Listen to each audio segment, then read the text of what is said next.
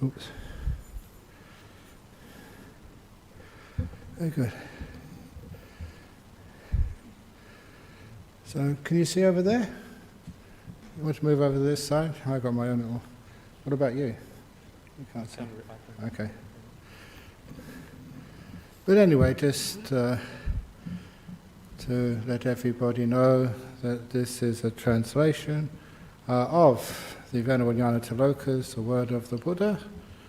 It's a compilation of sutras. It's built around the framework of the Four Noble Truths and the Eightfold Path.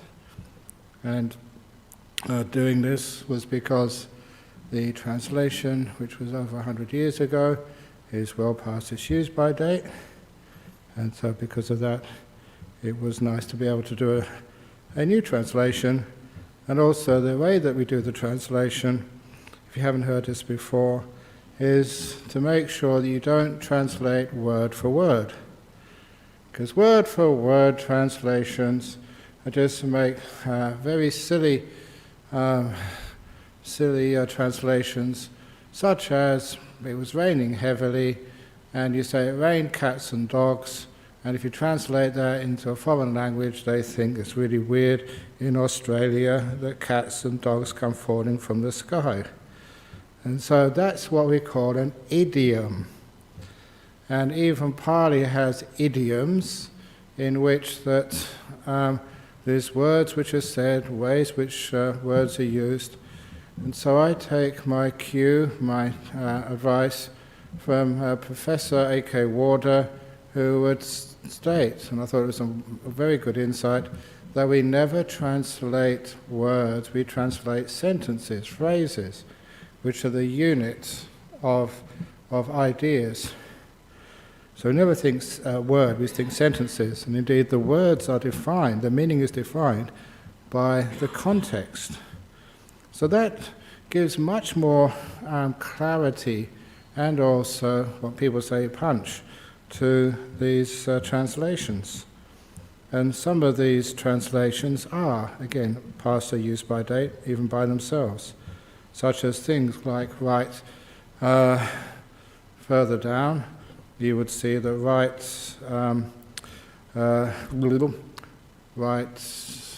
motivation, the second factor of the Eightfold Path, instead of right thought. So we call it right motivation. Now we have right action, right livelihood. The sixth of the Eightfold Path is, I translated as right endeavor rather than right effort.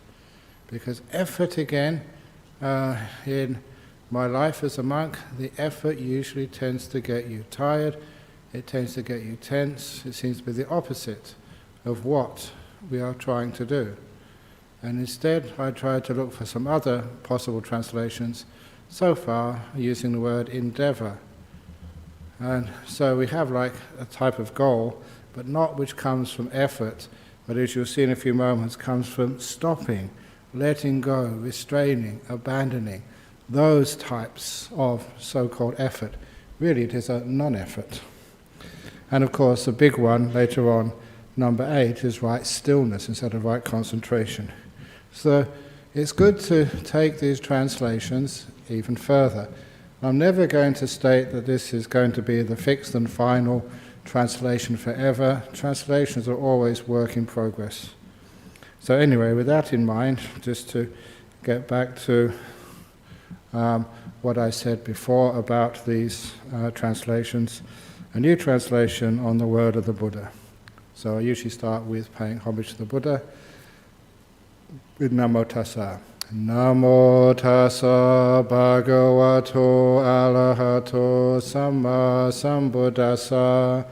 Namo Tassa Bhagavato Arahato Samma Sambuddhassa.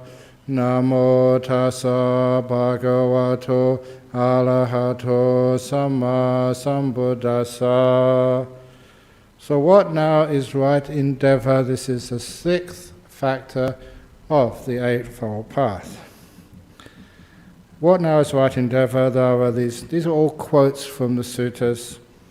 There are these 4 right endeavors: restraint, abandonment, development and preservation. the four right endeavors. And what is the endeavor of restraint?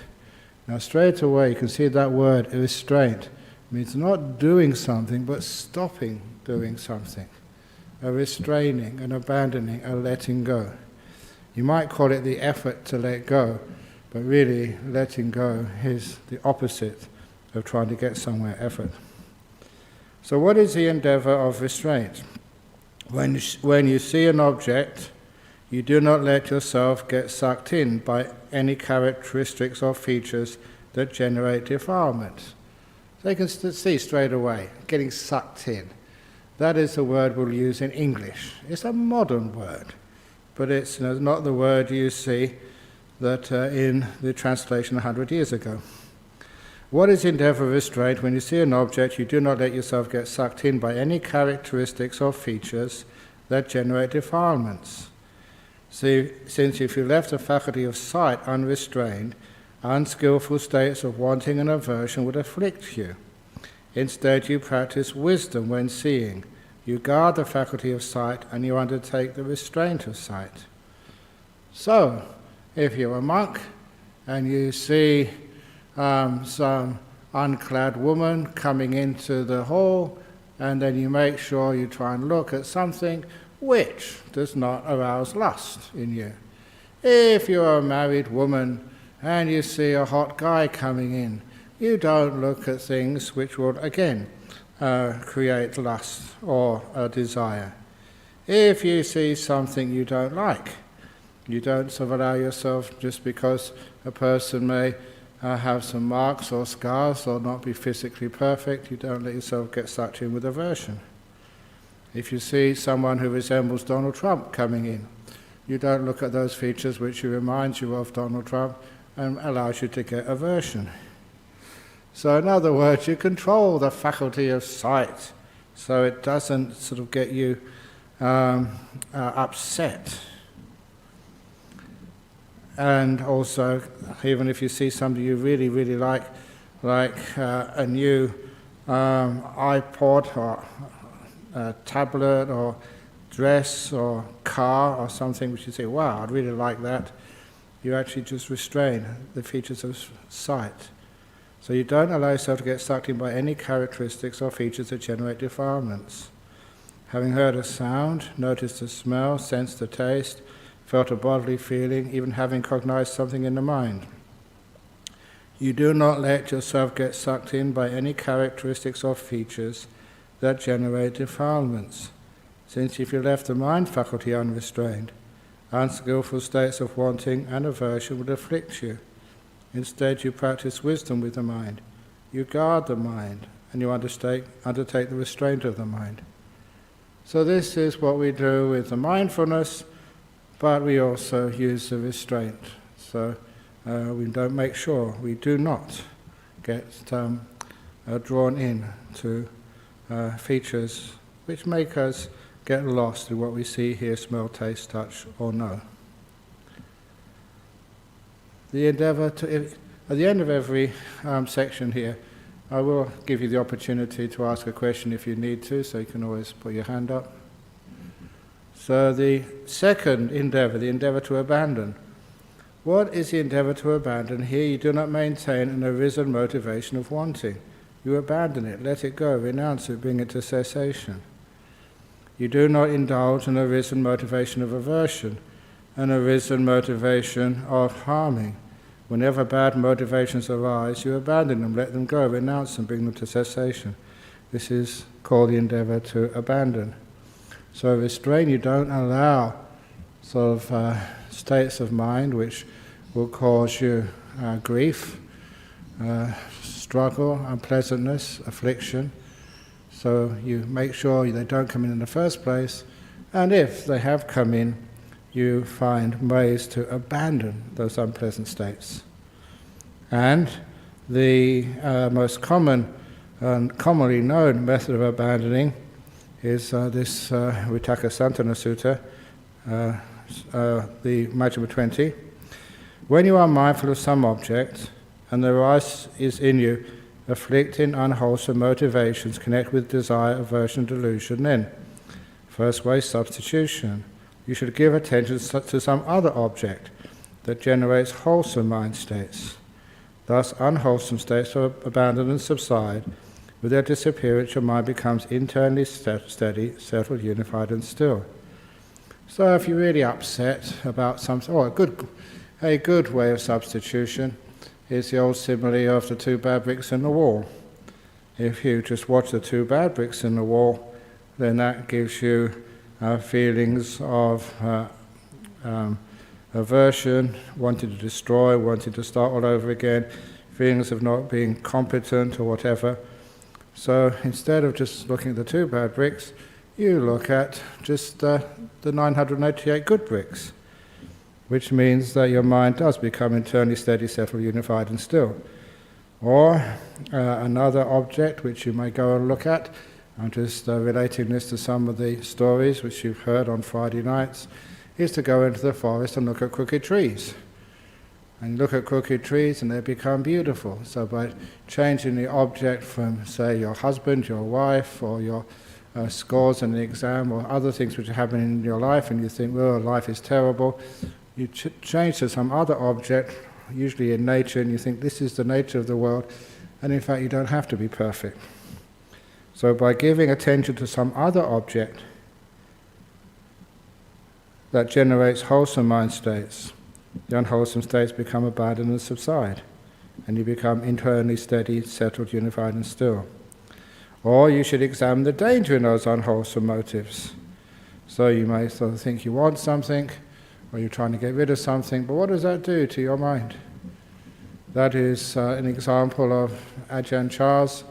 It's not the sound disturb you, it's you who disturb the sound, because if you have what you think is a not loud sound, and you start to worry about who did that, why did they do that, it may just be that somebody slammed the door, and the danger in that and thinking about those unwholesome states is long after the sound from the slamming door has subsided, you are still thinking about it.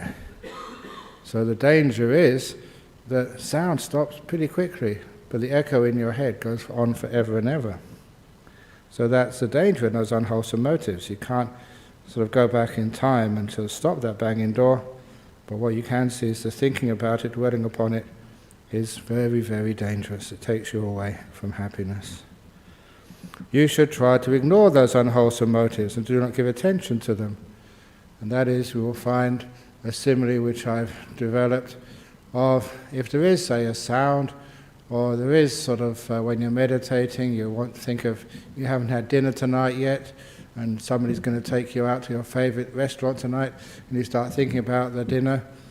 When any distracting thought comes up, you can use a simile of the TV screen.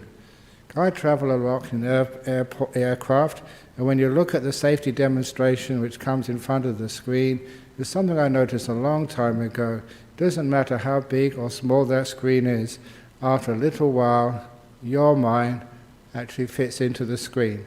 You may be looking at that in that big piece of canvas there, and your mind just fits right into the canvas, so much so you can't see what's above, below, left or right of it until I point that out. When I look at the same teachings on the screen of this little tablet, again my mind fits into it, and I can now see the bell to my right, see the clock to my left, but after a while you go right into it and you can't see the edges. Now, understanding that what is in the center of your field of attention remains, what's in the edges eventually falls away, just like zooming in on Google Earth. It's the same with by putting attention, ignore the unwholesome motives, do not give attention to them, do not put them in the center of your screen of attention. So put something more wholesome in the center, like you're watching your breath, and somebody makes a noise, or there's a sound of the siren, or somebody revving up a motorbike, for goodness sake, don't put that in the center. In other words, take the attention, the primary attention, away from that disturbing, distracting sound or thought, and put the center on, the main object. So that's called like ignoring it, not giving it attention, not giving it primacy in the mind. It literally is background noise. but you don't pay attention to it. And after a small while, the background noise fades away. Or you should give attention to studying the causes of those motives. Why do you want something? Why have you got ill will? Why is that happening? And there's one reason which I've noticed, that people are afraid of stillness and peace. I've seen that years and years and years ago. Whenever we would go to a very quiet place, just like Bodhinyana Monastery, and some visitors, as soon as they would go there, it was so quiet, they would raise their voices. They would shout louder than was necessary. And I couldn't figure that out psychologically until I realized that the silence threatened them. And they had to raise their voices to destroy something they weren't familiar with. The peace and the quiet of an Australian forest. So, what are the causes? When you are in meditation and the thoughts disappear, why is it that thoughts come up again? I always considered that thoughts just came into my mind from nowhere, and they were stray thoughts, until when my meditation got much stronger, my mindfulness more sharp, I realized, no. I went out to look for those thoughts, something to disturb myself. And of course that was the same as when you're at home, you've got nothing to do, so you flick through the TV channels. You flick through the TV channels, you don't really want to watch something, you just want to distract yourself, because today's people do not know how to deal with resting, silence, doing nothing. Or you look in the refrigerator, you've had enough to eat, you want to get yourself something to eat. And the refrigerator, things are falling out of the refrigerator, but there's nothing to eat in the refrigerator. It's just distraction, wanting something to do, because doing nothing challenges us. Literally, it challenges our very idea of who we are. So it's studying the causes of those things. And of course the last thing is the causes of some of these unwholesome thoughts, anything to do, because again, that we are uncomfortable with silence. It's mostly fear. And it's exactly the same fear. The best example which you can relate to, sort of, is a prisoner who's been in jail for many, many years. And now he's or she's been released from jail. And they're very, very uncomfortable in freedom. They got used to being enclosed, being told what to do, being imprisoned. And the idea of being free is a challenge to them.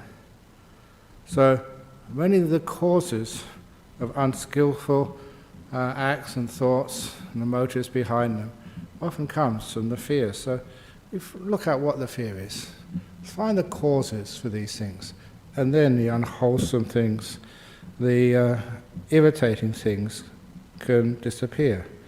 And the last is, the very last resort is you should, for example, if you get so fed up with Ajahn Brahm's jokes, you think, I'm going to get a chainsaw and cut off his head. If it's a very, very bad thought, a very bad motive, the last resort, clench your teeth with your tongue pressed against the roof of your mouth and beat down, constrain, and crush such afflicting, unwholesome motives. So use a little bit of force, but only if it's going to be the last resort.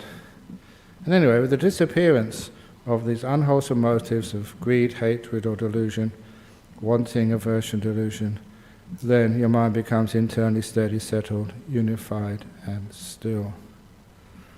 So this is how one can overcome unwholesome things. This is restraint, first of all, and then abandoning, the second one. Yes? It's just right next to you, John. Ajahn, you said that we invite the thoughts in, but I don't think that's always the case. Sometimes thoughts come that we really wouldn't like them to be there. Is that the case? That's what I always thought. But why would they come in? Where you live, do people just come into your house? They've got to open the door for them, first of all. It's a weird thing, but it is the case that these thoughts only come in when you're a little bit bored, not content, and they come in and basically, before you even see it, you go out there to grab a thought. Otherwise, just why is it that we go off into future plans which we know will never happen? Or what you're going to do when you win the lottery, how you're going to spend it. It's not going to happen. But why do we actually do stuff like that? Or thinking in a past which we can never ever change, fantasizing, dreaming. Why do we do such things? You know that sometimes we look for good thoughts first of all, but when we've gone through our inventory of good thoughts, then any thought will do, anything to distract us. It's a weird thing, but people like being distracted. Why? Because it's a discomfort, a fear of being still. And where that comes from, the underlying reason is because it challenges our very existence. We define ourselves by not who we are, but what we do. I'm a monk, I'm a meditator, I'm a doctor, I'm whatever else, I'm retired. It's what you do, your acts define you. And if you did absolutely nothing, your very sense of being would actually start to vanish away. To be, even as you know as a doctor or as a medic, if somebody is lying on the floor and you need to find out if they're alive or dead, you see if they do anything. If their heart is doing anything, you shout at them, see if there's any response. Shine a light in their eyes, see if that does anything. If they don't do anything, then we assume they're not there, they're dead, they're gone. So this is just an example of the very essential connection between doing something and existing. You look at a stone outside, or you look at a log, you might kick it. If it bites back, you know it wasn't a log, it was a snake. But if it just sits there, does nothing, if it does nothing, it doesn't exist, the sense of a being. So when you do nothing, when you're getting still, sometimes the mind is not happy with that. Old habits, you have to do something.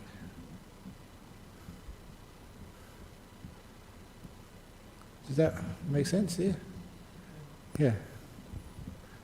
Yes, it does, but I still refer back to myself that there's some things that come in and you'd never ever let them in, but they still come. They come in. Basically, you do let them in, otherwise they wouldn't come in at all. And they won't, sometimes the stupid things come in. And you see afterwards it's because if you're really, really content, very, very peaceful, then there's no way they can come in. But it is the fact that you see that you're leaving openings up, hoping something will come in to distract you. It's not that these things come in by themselves, that we go looking for them, searching for them, putting them anywhere, anything just to distract us. It's the same with dramas as well.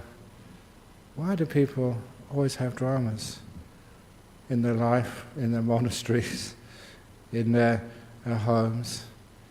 Because people actually love dramas. If they don't get enough dramas in real life, they go on the TV and get a drama from TV somewhere. Something to worry about. Because to worry is another form of existing being.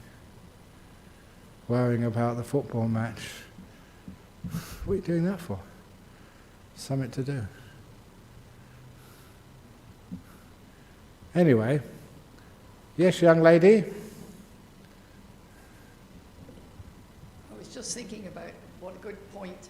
It challenges your existence, because people say, well, you might as well be dead if you're going to just sit there doing nothing. You're not interested in anything.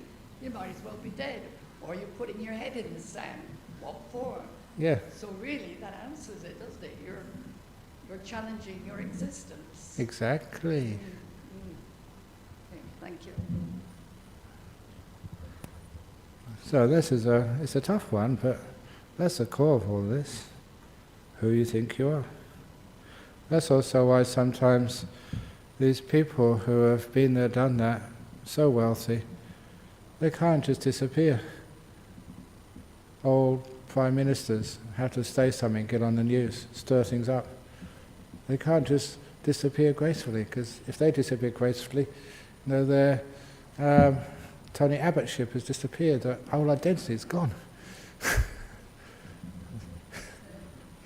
That's why you just can't just go quietly. Impossible.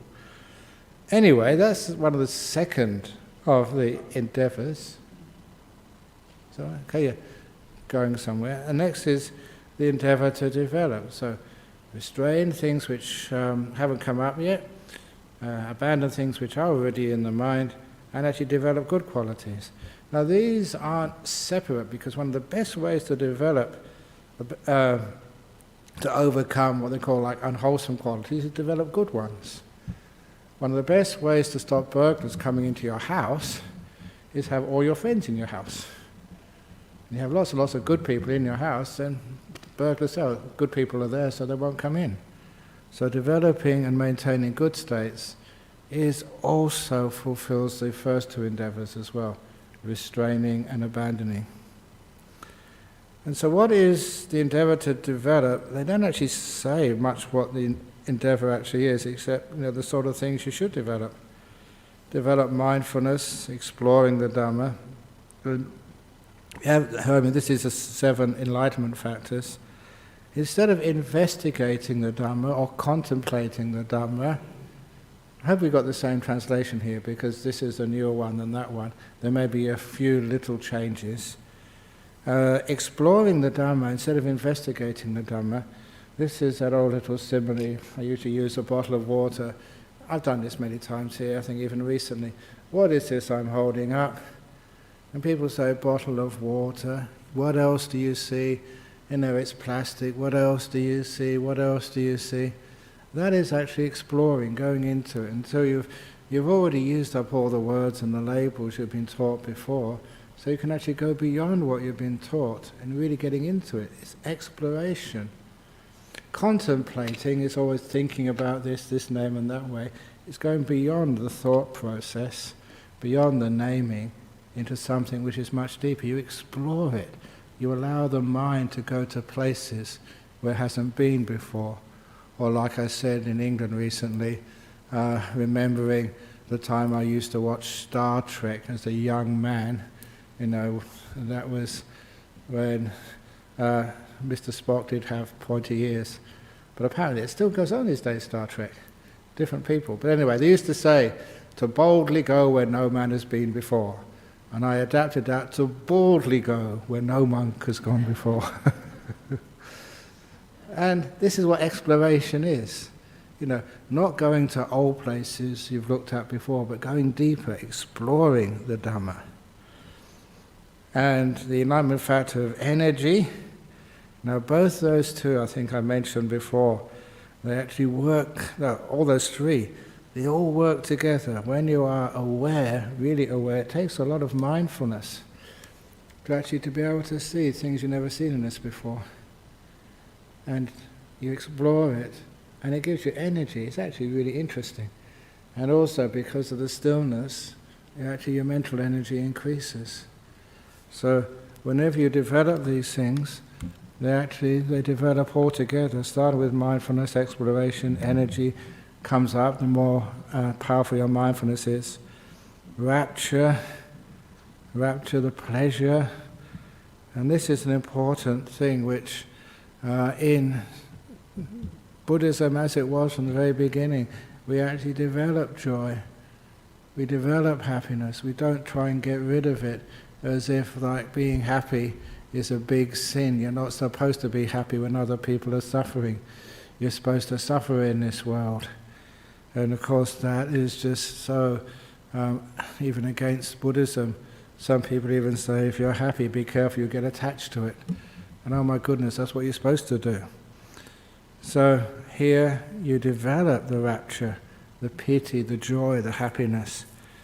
And the enlightenment factor of tranquility. You don't think that being still or being tranquil is you're dead. like you were saying, Barbara, it's not being dead. It's being actually more alive than you've ever been before. And of course, stillness, that's the samadhi and equanimity. Everyone is based upon seclusion, physical and mental. In other words, to develop these 7 enlightenment factors, we are basing this on being by oneself reasonably physically. If you can't do that sort of in your rooms, in monasteries or in retreat centers, you can at least build a bubble around yourself, which I often do because I travel around a lot with many, many people. Just my cave, which I carry around with me, this imaginary bubble around you, and you're sitting inside, and people and noise and things are outside. When I want to disengage, that's what I've really developed over the years. Physical and mental seclusion, things fading away, past and future thoughts all fading away, and ceasing, maturing in the mind's release. Those are 7 enlightenment factors. And if you want to know just Buddhism in brief or meditation in brief, it's developed these 7 and it's to overcome their antithesis, their opposite, which is the 5 hindrances. That's basically what Buddhism's all about. Do you want to get the microphone? Could you please define the factor of energy a little bit more? Energy, oh yeah. And there's energy you get from a cup of coffee. There's energy which you get when you've got a goal you're trying to reach and you really strive and you go for it. But those are all energies which actually are borrowing energy. You pay for that afterwards when you go, ugh, you're really tired and lacking energy. The other energy, which this is talking about here, is the energy which does come from developing mindfulness and stillness. It is what happens when people meditate and just become still. It is the observation, the understanding that when you do become still, you don't do very much. You're sitting still, you're not thinking about past and the future, you're not fantasizing, you're not wasting energy. And just like the metabolism in your body is always creating energy, your mind creates energy all the time, but it's wasted very, very quickly by thinking, worrying, planning. But imagine you stopped all of that energy being wasted. You weren't thinking about anything. It's totally in this moment, silent, preserving that energy. It's like getting your weekly payments from the government or from your job, and you don't pay a cent. The money accumulates and accumulates and accumulates. And that's what happens with the energy when you're still, when you're not wasting it, you're not spending energy. It accumulates and gets stronger and stronger. It feeds into mindfulness. And your mindfulness really starts energizing, waking up. And the sign of that energy which comes up, is that, after a good meditation, it's like you can run 100 meters faster than Usain Bolt. Just everything you see is brilliant and beautiful. Your mindfulness is empowered. That's why, even people like Eckhart Tolle, the power of now. What it was is the power of mindfulness, of being in this moment, not wasting any energy. And as you really wake up, you're energized, you're happy. Wow. Energy and happiness go together. Can I then ask, when it builds up and it becomes a lot stronger, what if it needs a release of some kind? Oh, why release? If you've got millions and millions of dollars, just keep it there. You'll find some natural ways of using it later on. But if it's in the body, if it stays in the body, then yes, you maybe might need a release of it because it's uncomfortable there. But if it stays in the mind, it can be as powerful as you want. You just get incredible powerful mind states. So that energy I'm talking about, which comes from stillness, is, it can be a physical energy, but really it doesn't belong in the body, it belongs in the mind.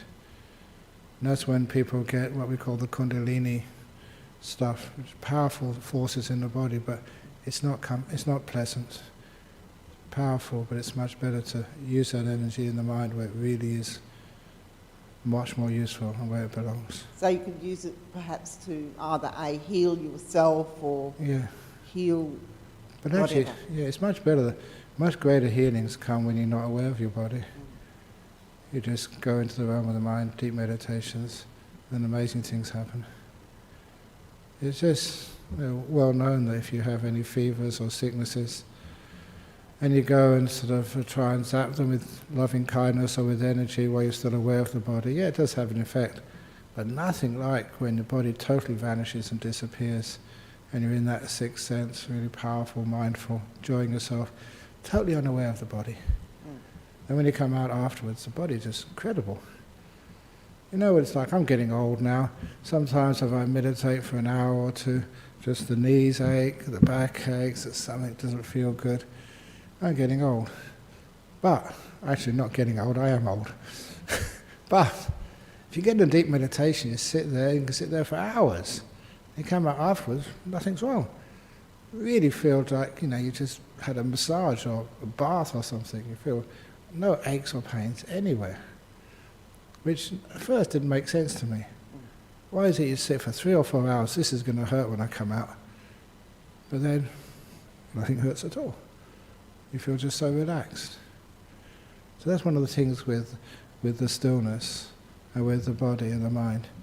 If you let the body go and just go into the mind, the body, that's the best you can possibly do for your body. Therapeutically. So then the energy of the mind, how would you discern? Discern it? Oh, well, just you're really blissed out. You're happy. Just really great happiness. And one way, because the energy and the happiness often go together. That's why people actually take a cup of coffee in the morning or something, and they're not only energized, but they're pleasant to speak to. They're not so grumpy. And I'd say most of anger and grumpiness comes from the tiredness people have in life. They're exhausted. That's why, if you've got a partner, please don't talk to them when they come home late. Just give them a cup of tea or coffee, whatever it is, and then when that's gone through their system, if they're really sort of tired, give them intravenous. And then when they come out afterwards, then they're a human being again instead of sort of a monster. It's just tiredness, that's all. Exhaustion. But when you really sort of had a big, great meditation, then, nothing can make you upset at all. So that's a sign of energy. And you can use it in, not only for yourself, for other things? Yeah, solving problems. So with the mind, then you would say it would be, as an example, say a ball of energy, and you may like to focus that on something. Yeah, it's a ball of energy, but not frantic energy. Yeah. Like in sort of coffee high.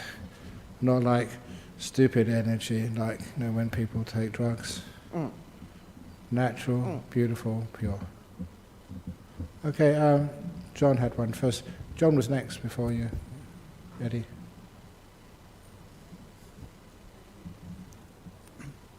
The Enlightenment Factors, do they get developed after someone has developed jhanas, or do they start before? Okay, this is the same as the Eightfold Path. The 7 Enlightenment Factors is what you actually develop with the Eightfold Path. It's just like a parallel way of describing its development. So, even for right view, you've got to know what is right view. You develop some mindfulness, explore the Dhamma. Exploring the Dhamma, you get a huge amount of right view there. And the other factors of the Eightfold Path, to be actually mindful. The 7th factor, mindfulness is not just something which I'm going to be mindful now. You develop it and you find its causes and how it gets stronger and stronger and stronger. One of the problems with the mindfulness movement, their definition is not sort of according to Buddhism, because they don't even take any account of just the powerful mindfulness which you get after some deep meditation, which is really cool. And of course the stillness there is the jhanas, and equanimity is just what happens when you get real right view and jhanas? Nothing bothers you anymore. So it is a parallel development. Yes, Eddie? Ajahn Brahm, the way I interpret, these 7 factors of enlightenment, Yeah. it's the, say, for me, like you have the Dharma, you come in contact with, you're reading a book, you feel like a Dharma book, you feel happy, It's just like when you meet your partner, there's that energy comes in, good energy, become mindful, and all these rapture, tranquility, stillness, equanimity, these are all peaceful, happy states that arise. Yeah, but that's why I interpret this as, yeah. And because the Buddha breaks down into this thing, it happens all in us, that's all this covers the 3rd to the 7th one. It's the happiness and peace. When you're reading a book, you come in contact with the Dharma. You see what I mean? I see, but yeah. It doesn't take account of that every one of these is based upon seclusion, physical and mental. Oh, yeah, quite definitely. Yes, but it's even your eyes shut, you're not reading a book or anything. And things fading away, cessation, maturing and release. So the full meaning of that is when you are meditating. Nothing in front of you. That's where you get the really full sort of 7 factors of enlightenment. So anyway, yeah, so because that's why you put these ones, if you actually have it in the suttas, as is usually translated, they have this last phrase, every one of which is based upon seclusion, physical and mental, fading away, cessation, maturing and release. They have that after every one, just to make the point that even if it's exploring the Dhamma, it's exploring the Dhamma based on seclusion, fading away and cessation, maturing and release. So it is actually reading, if you like, the book of the heart, rather than books written by monks like Ajahn Brahm. I was always warned of that. Writing a book, this was one thing which I heard from a Zen monk when I was a lay Buddhist. Never write a book, because anyone who writes a book has to get the next 7 lifetimes as a donkey. And I've written so many books now, I think I've about, how many books now, 6 or 7? I've got about 50 lifetimes as a donkey to get through. I was only joking, but it was a powerful saying. The books are there to show a direction. Anyway, let's go on to the next endeavour. This is to develop something. Once you developed it, to maintain it.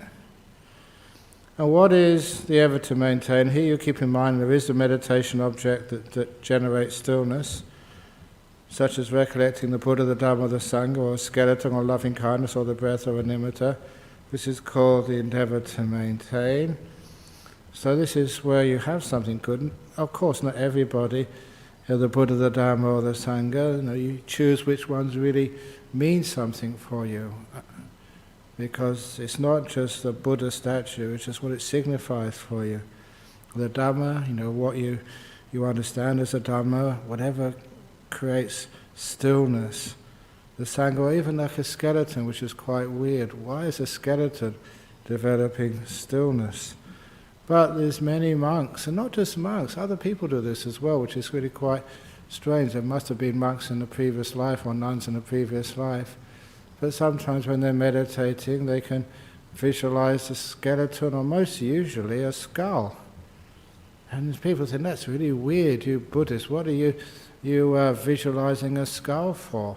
But what actually happens, and it happens with so many people, that the skull comes up in the meditation, it's just so easy to focus on. And it becomes just, real skulls are not pure white, they're just a bit off colour. But they become really beautiful white, whiter than white, and it becomes like a nimitta. It's something which they must have been developing in previous times, and it's just a natural remembrance for them, and the skull becomes into a nimitta, and it becomes a beautiful thing to do. The breath, or loving kindness, or the breath is the most common of the meditation objects, and often said because it is something which you knew from the time you were in your mother's womb, or when you were on her chest breastfeeding. It's a rhythm which you can remember as calming, secure, safe from the various earliest times.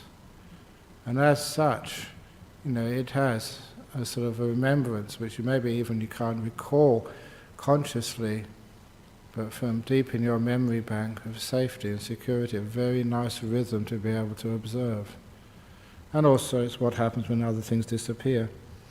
So the breath is a very common thing to maintain in the mind, or a nimitta, which is the beautiful lights which come up in the mind. And of course, to maintain those, the endeavor to maintain those, how do you have something like the breath and keep it in mind? And if you try to focus on the breath and hold it, it's always, I told that simile even yesterday afternoon, just holding a glass. You can never maintain that because you get tired. You put it down and it actually stays there. It's very easy to keep things still. Like growing a tree. You don't make the tree grow. Your job is to push aside or make sure that there's nothing which damages or destroys that tree. So really what we're doing here, the effort to endeavor to maintain, is letting go of all the obstacles, dangers, and stuff which will destroy the natural growth of your meditation object. It's not making it develop, it's avoiding everything else. For example, developing the present moment.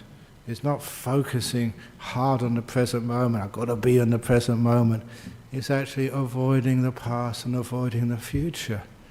When those other things are let go of, are warded off, so the present moment is protected from the past and the future, then of course the present moment will develop. That is the endeavor to maintain. Now, restraining, abandoning, developing and maintaining, these four endeavors were taught by the Buddha. By these means a diligent meditator in his very life can attain destruction and suffering. I put that down there because you see by that, I said, that's all we need. Just the sixth factor of the Eightfold Path. Restrain, abandon, develop and maintaining, these four endeavors were taught by the Buddha. By these means, and a diligent meditator in his very life can attain the destruction of suffering. So, I say this because in the next one they say, just by mindfulness, you can destroy suffering. Every time I give the precepts, after the precepts, we usually chant, Imani panchasikapa dani silena sugatinyanti silena bhoga sampada silena nibbutiyanti. That this sila leads to nibbana, nibbutta, things stopping. Tasama silang visodaye. So even the sila, it said, leads to enlightenment.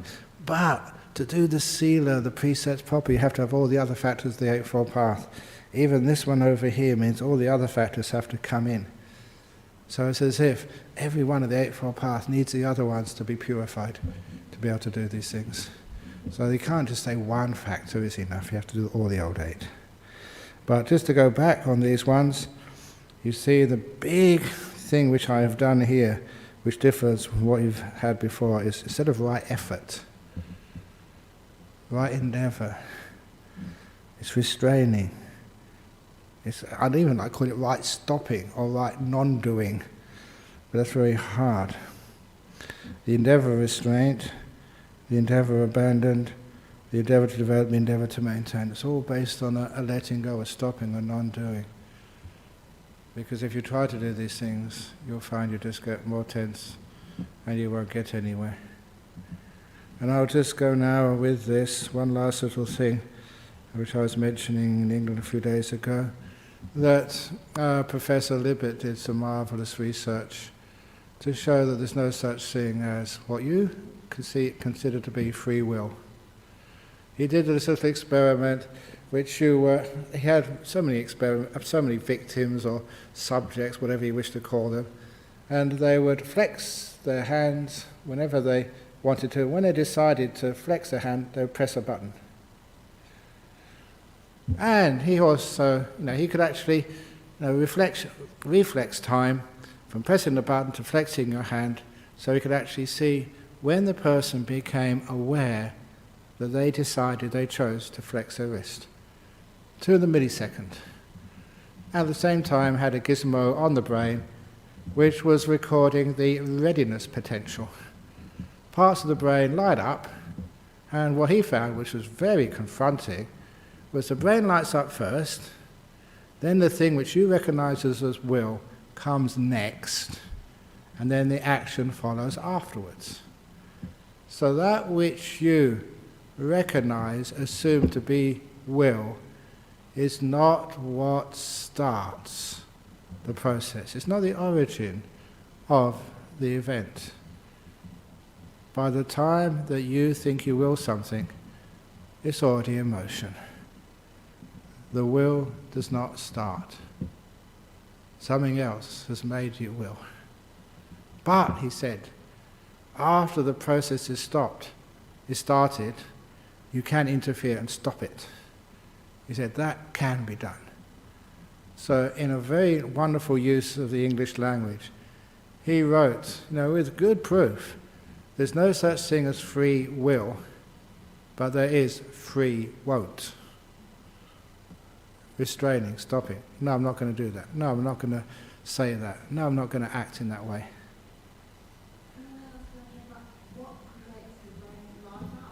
It is conditioning. What creates the brain's lighting up? It's called conditioning, brainwashing. Brainwashing by hypnosis, brainwashing by advertising, brainwashing by peer pressure. A trigger happens and automatically something comes up, and then you think it's your choice. The best example which I ever saw was really, I can never forget this because it really shook me. When I was a student, we'd have Psychic Research Society. Every year we get really cool people coming up. One of them was a witch. Every year a witch would come up. I still remember his name, Trevor Ravenscroft. He must be dead by now. What a great name for a witch, Trevor Ravenscroft. And he would come up, and I remember his lecture. It was the first time I'd seen a witch.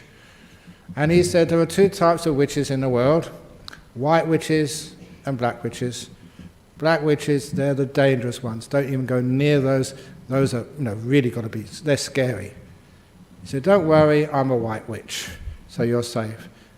And then he would say, but, even black witches say they're white. And he let us pause and laugh. So he was a bit of an entertainer. He'd obviously done that quite a few times. But then he hypnotized, another one was a hypnotist. And the hypnotist, asked many people to be hypnotized. It is in the old days. Hypnotism has got much better since then. More people can be hypnotized. In those days, only a few. But there's always one student. In about 100 people in the audience, there's always one who get totally hypnotized and made these stupid things. But the most important part was when the hypnotist said, later on, when I touch my right earlobe, you'll stand up and sing the British national anthem in full in a loud voice. What a ridiculous thing to do. And of course, he took him out of hypnosis, sat down in his seat, did a few other little demonstrations, then he touched his right earlobe. And this student, in the middle of howling, I was laughing, I was wetting my pants almost, because it was so funny. And this fellow, he didn't stop, he sang the whole British national anthem from beginning to end, in a loud voice. What a ridiculous thing to do. But then when we stopped laughing, he asked him, why did you do that when all these people were laughing at you? And he gave a good reason for it, a logical reason. And that was scary, because it was clear to all of us, for him, even as the most ridiculous thing he'd done, it was his, just the same, he could not distinguish that from a freely chosen action. It appeared the same to him, although we all knew he was made to do that by hypnotic suggestion. But he could not distinguish what he was made to do through hypnosis, conditioning, to what he assumed to be free will. So how much of your free will is actually yours? How much you've been conditioned? But what you can do is free won't. interfere, say, no, I'm not going to do that. So then, let's, as a hypothetical, look at the fact that maybe someone who hasn't been conditioned by society has lived, I don't know, whatever, and their mind is basically clean. How would that affect? Well, actually, that thing cannot exist because we're all conditioned by our different societies. But what it does show you, when you're in a totally different society, indigenous societies, without TV, without the sort of, you're conditioned by your own peer pressure there. Different conditioning, but literally different ways of looking at the world. So that's interesting. But I better move on now because that's the right endeavour. So it's all about stopping, the free won't, the no, the stop, restraint, letting go. So that's why I call it endeavour. Effort is doing. This one of the Eightfold Paths is a not doing, a stopping, restraint, saying no to stuff. And anyway, we get on to the first part of right mindfulness, which is a big one. Obviously, there's no way we can finish it today, but we'll just get the introduction to it. What now is right mindfulness? First of all, that translation is absolutely brilliant. It was Professor Rice Davids did this over 100 years ago. He did also concentration for the eighth factor, which was a big mistake, but this one was absolutely brilliant. This is where mindfulness came from. He coined the word. The four focuses of mindfulness lead in one direction only, to the purification of beings, to going beyond sadness and crime, to the disappearance of physical and mental suffering, for the attainment of the true way, for the realization of Nibbana. What for? Now there are, and I don't mind saying this, mischievous monks who say the four focuses of mindfulness are the only path to the purification of beings. There's no way for anyone who knows Pali, anyone who's read the sutras, even the commentaries, it never means that way. That is a really mischievous interpretation. It's not just mindfulness. You need all the other factors there for a path as well. And lead in one direction only, that was Bhikkhu Bodhi's translation, which is, you can't really get better than that, I think, in this context. Lead in one direction only to enlightenment. So what are these four focuses of mindfulness? Having restrained the five hindrances, now you can see how this is following on from what went before.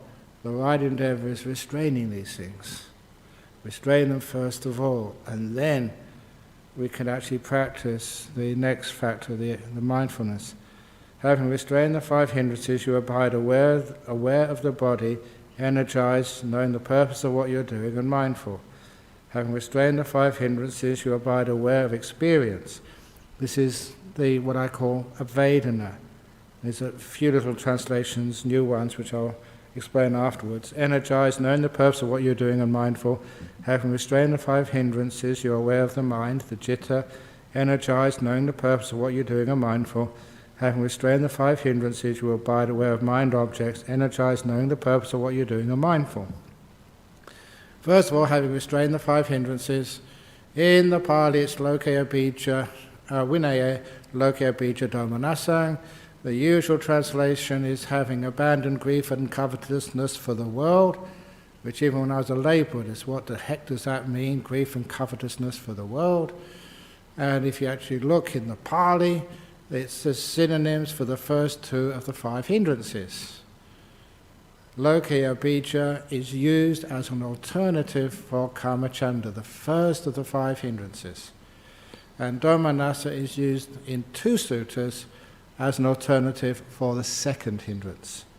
And if you look for the commentaries to both Satipatthana sutras, the Mahasatipatthana Sutta in the Digha Nikaya and the Satipatthana Sutta in the Majjhima Nikaya, both of those, the commentaries say, these words mean having abandoned, Lokaya Bija Domanasang, Vinaya, so that means having abandoned the first two hindrances.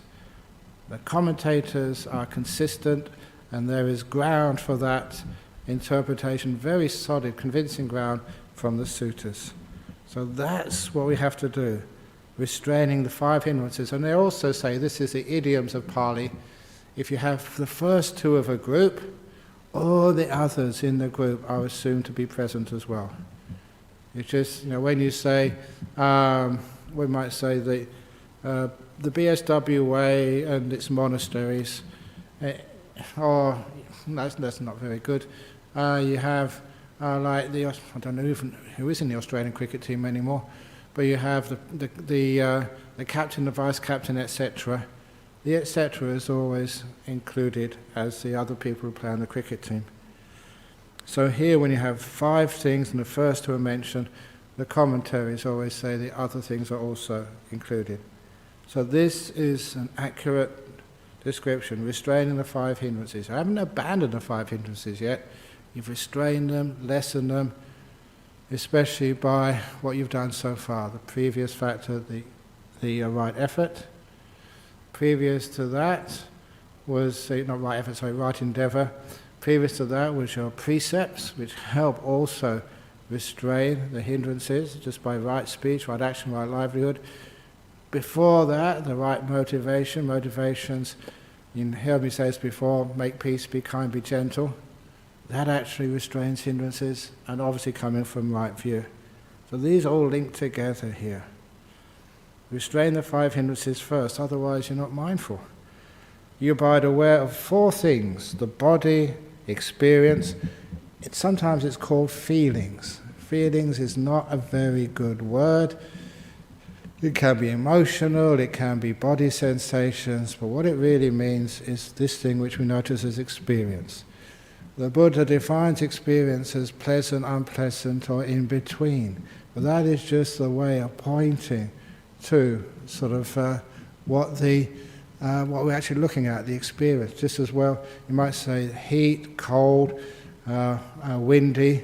That points to weather, the sort of the climate. So it's not really feelings, not pleasure, pain, in between. It's pointing at this thing which we know is experience.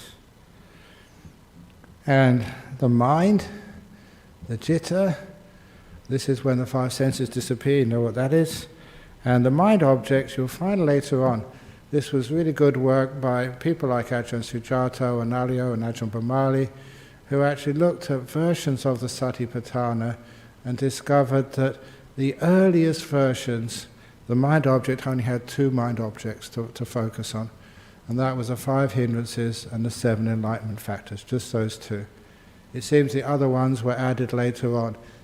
It's not wrong to add those, but it takes away the focus of these are being aware of the hindrances which actually block you from developing the path and becoming enlightened, or focusing on the opposite, that which actually develops enlightenment. And that was actually a very powerful understanding of why those 2 were there. Other ones added later, they're not wrong, but they take the focus away from the meaning of why the Buddha actually chose those things as part of the Satipatthana.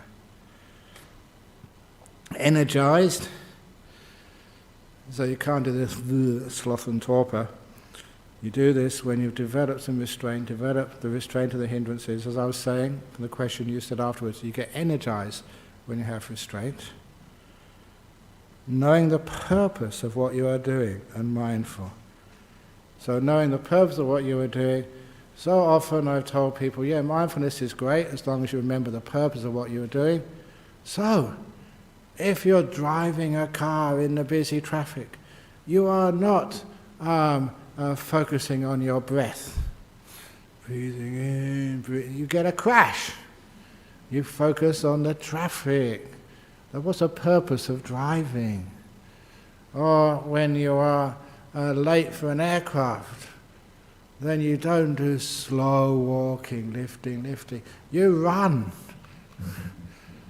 So sometimes it's absolutely crazy that when you don't follow the Satipatthana, what's the purpose of what you're doing? And of course the other one, which you've heard me say many times, is people say, Buddhists should always let go. Except if on the back of a motorbike through heavy traffic. Attach, do not let go. Otherwise you'll fall off and injure yourself. So why are you doing this? Why are you watching the body? Why are you watching the experience? Why are you aware of the mind? Why are you aware of the mind objects? Why? And that will become very clear in a few moments. And mindful. That's the in-breathe the Satipatthana. So, how are you mindful of the body? And there's many objects of body awareness. There's breathing, there's the four postures, comprehension of the purpose, bodily parts, elements, the jhana ground, meditations. But anyway, we'll start with just the breath. You go to a quiet, secluded place, sit down comfortably, and give priority to establishing mindfulness. That's this standard anapanasati. Quiet, secluded place, if you can. There are secluded places around. It's amazing that even in cities, some of the quietest places can be in apartment buildings, where just you don't hear stuff. Here I heard something a few moments ago, I think it was the ice cream van. You don't hear the ice cream van when you're in the 26th story of an apartment block. So sometimes you wonder, like hermits living in the city. You know, you can actually disappear in a city because in a forest you get all these people just coming to see you and fire officers and other people making sure you're safe for the fire season. So sometimes I wonder whether we should be forest monks in a city. Secluded, peaceful. Anyway, I always have these ideas. Just always think outside the box. So you go to a secluded place, sit down comfortably. Now that was a translation, just so you don't have to sit down in full lotus with your back straight but pain all over the place. Sit down comfortably and give priority to establishing mindfulness. A word is paramukha, which means, some people say, in front of you. And that word in front of what? Where am I? It doesn't say in front of the nose, it doesn't say in front of the belly, it's paramukha. And it does not mean literally, physically, spatially in front. It means like the same word as giving it priority, giving it first place, in front, the first thing you need to do. So that's why I give priority to establishing mindfulness. That's actually what we do. So before you even watch the breath, you establish mindfulness first of all. It's from that where you get me, monks like me, teaching, sit down and just relax the body, be mindful of the body, before the body's nice and comfortable, and then present moment awareness, just subdue your thinking, just so that you can be in this moment. If you're still thinking of the past and future, or thinking about anything, you're not really being mindful. So when you're silent in this moment, you've established mindfulness. You know, that's one of the reasons why people do breath meditation, they think they can't do it. Or they do it for just a short period of time, then it runs away, because they haven't done the preparation, they haven't made the foundation. Do the foundation first, and then it's so easy afterwards. So anyway, that is just giving the beginning of the mindfulness, which will come the next time I'm sitting here. But today, we just focused on the right endeavor. Any questions from here before we get the ones from overseas? Yes? I've heard it say that the hindrances can't be restrained unless one develops the Eightfold Path. Is that correct? No, what it actually says, it's the Nalakapana Sutta, 68, I think, if I got that number right, is that without having experienced the jhanas, the 5 hindrances invade the mind and remain, together with weariness and discontent. So that's a saying of the Buddha in Nalakapana Sutta, Majjhima Nikaya. So what we're saying here, that to really get those 5 hindrances abandoned, you do the jhanas. And then they're gone for hours or even days sometimes. And no discontent, just happy no matter what happens, and no weariness, you're full of energy. So often you can't sleep at night, which is fine, you don't need to. So, but to restrain the hindrances is different than overcoming them.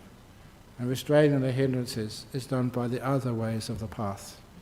There are things like stopping, letting go. For example, of lust or something. If you start a fantasy, if you start it and you don't stop it quickly, it's got you. You start, anger, a train of thought. It's a very beautiful English metaphor, a train of thought. If you can stop the train when it's just leaving the station, it stops pretty quickly, within a few feet. But if it's running along the tracks at 120 kilometers an hour, it's very hard to stop. It takes, a long time. So that is why just the restraining of the hindrances. It's enough to be mindful to actually to go deeper and to stop them for hours. Okay, let's get some from overseas. Here we go. Oops. From, someone living in Thailand. Part 1. Dear Ajahn Brahm, right now I'm confused with terminology, especially as some come from other schools too. These might cover each other completely or partially. My question at the moment is would you please clarify the difference of similarity between mindfulness, consciousness, awakening, and awareness? Okay, the mindfulness and awareness are pretty much identical. So to be aware is like being mindful. But also that sometimes the mindfulness means something a little bit more than being aware. It's always usually accompanied by knowing what you should be doing with this. It's mindfulness and wisdom, or sati sampajana, or sati panya. And the example of that is a story of, it's a story of a very wealthy woman, because you're staying from Thailand here, in Thailand, who goes to the temple one evening, and she tells the guard of her mansion, a little gatehouse in the front, please be mindful this evening, there's many burglars around, and many houses in the district have been robbed. And so the guard said, yes, madam, I will be mindful. And when she comes back from the temple, she finds that her mansion has been ransacked. The robbers have been in there and taken everything. So she's very upset at her gatekeeper, her guard, her security. I told you, security guards, to be mindful. But we were, madam. Well, how come we got robbed? Well, madam, I was very mindful, very aware. Burglars were going into the house, and I noted burglar going in, burglar going in, burglar going in. And I saw them coming out of your mansion carrying all your jewelry, and I was noting jewelry going out, jewelry going out, jewelry going out. I saw them go back in again with their big truck, their lorry, and I noted lorry going in, lorry, and I saw them, the safe, the big safe.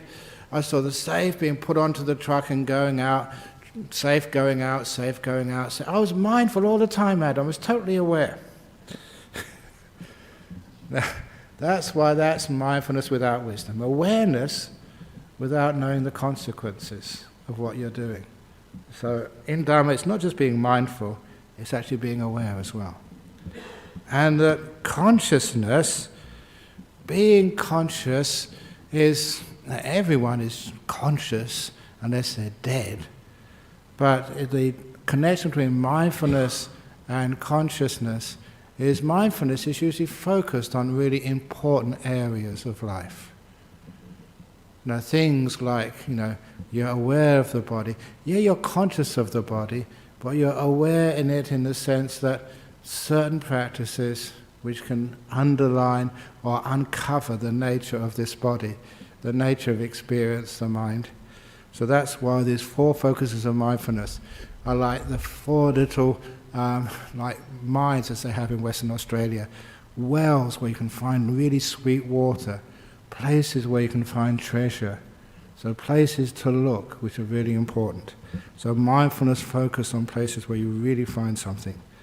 An awakening, that actually has a very good connection with mindfulness and awareness. As mindfulness becomes empowered, in other words, you're really mindful, as I was saying earlier, because of stillness, developing mindfulness becomes more and more energized. As it becomes more and more energized, you see more, what you see becomes more enjoyable, beautiful, so hard to get negative. Your awareness gets empowered. And it is like you're awakening. You may think you're fully awake now, ha ha ha, compared to when you get into really deep meditations and come out afterwards, wow, now I really am awake. You can see so much more, you can feel. Just, there's a small breeze coming in through the doors this afternoon here, and it's just, you can really feel it fully. You're really awake to it. Now, multiply that and multiply that, that's like being really awake. And that's actually the meaning of the word Buddha. It comes from the Pali word bujjati, which means to wake up. It's not wake up to some idea and just, come on stupid, wake up. It's actually naturally being able to see, being able to know, being able to feel so fully. That's awakening, that's what awakening is. Anyway, hopefully that's helpful for you in Thailand. And from the USA, non-self at times has caused me to do too little, believing there is no free will anyway, so why even try? How to avoid this danger? You are willing yourself to be lazy. So it's not free will, it's free won't, so I won't be lazy. I will do whatever is necessary because you are being conditioned not from your own ideas, not from lazy ideas, but from the idea also of compassion, kindness, which leads to service. You can take the message from someone like a Buddha, someone who is so compassionate to just work your butt off for other people. This is when I've ever gone to see Ajahn Brahm, which many of you know him, great monk, that he was a monk. I don't know the last time I told you this story, here we go. That the rumour was going around, the monks, that he was fully enlightened. So that was a rumour, another gossip going around.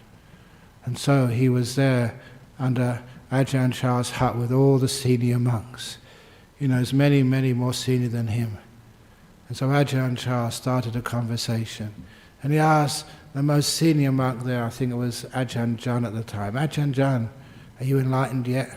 He said, no. And asked the next monk, how about you? No. All the monks, are you? No. And he got to Ajahn Brahm, he said, yes. And that meant everyone, wow, in front of the great teacher. He'd said he's got no more defilements. What would happen next? Well, Ajahn Chah said, come upstairs. And you'd always wished you were the fly on the wall. What did Ajahn Chah say? What did he do to this monk? And so, we didn't know at the time, but we found out afterwards. And he said, your job is to develop lots of loving kindness, metta, compassion. Develop that. So that's why he became, many of you go to see him, became just a compassionate, kind monk.